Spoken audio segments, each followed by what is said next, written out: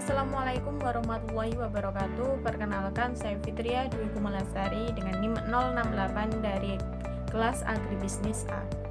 Di sini saya akan melakukan praktikum Bio PTDBT acara 2 yaitu simptomatik. Sebelum itu saya akan sedikit menjelaskan tentang simptomatik. Simptomatik merupakan bagian dari fitopatologi yang menyelidiki, melukiskan, dan membanding-bandingkan gejala penyakit pada tumbuhan. Tumbuhan yang mengalami penyakit akan menunjukkan gejalanya. Gejala penyakit pada tumbuhan berdasarkan sifatnya dibagi menjadi dua, yaitu gejala lokal, di mana gejala yang bersifat terbatas atau setempat yang disebabkan oleh bakteri dan jamur. Kemudian yang kedua adalah gejala sistemik, di mana gejala yang menyebar di seluruh tubuh tanaman yang disebabkan oleh virus dan juga penyakit fisiologis. Secara morfologi, gejala penyakit dapat dibedakan menjadi tiga, yaitu gejala nekrotik atau yang disebabkan karena adanya kerusakan pada sel atau bagian sel atau inti sel.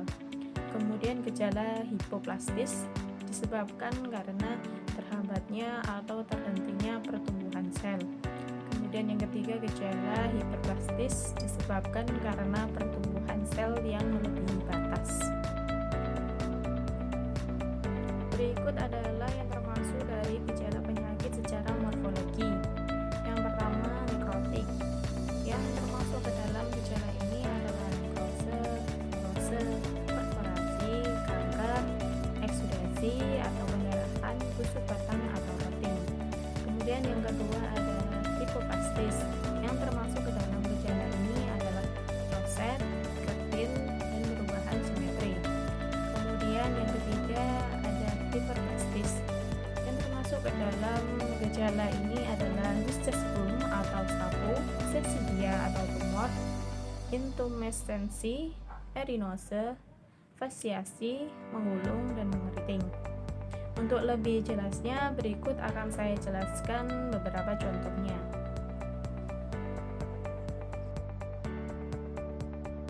Yang pertama contohnya gejala nekrose yang terjadi pada tanaman cabai, di mana penyakit bercak daun yang menyerang tanaman cabai disebabkan oleh jamur Cercospora capsici.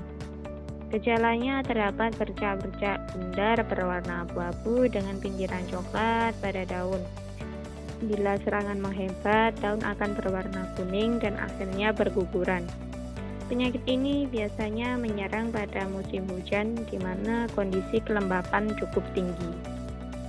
Pencegahan terhadap penyakit ini dengan memilih benih yang sehat bebas patogen, merenggangkan jarak tanam berguna meminimalkan serangan agar lingkungan tidak terlalu lembab.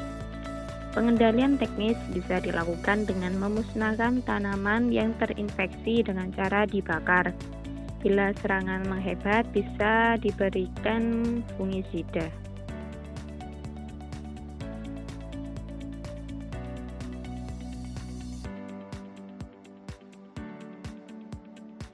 Kemudian yang kedua contohnya gejala busuk batang yang terjadi pada tanaman pisang, di mana penyakit busuk batang pisang disebabkan oleh dua jenis patogen yaitu bakteri dan jamur. Kedua jenis mikroorganisme parasit tersebut menyebabkan kematian tanaman, sehingga sangat merugikan petani dalam berusaha tani pisang. Di sini contoh gejala serangan oleh bakteri dapat menyebabkan busuk basah dan berbau khas.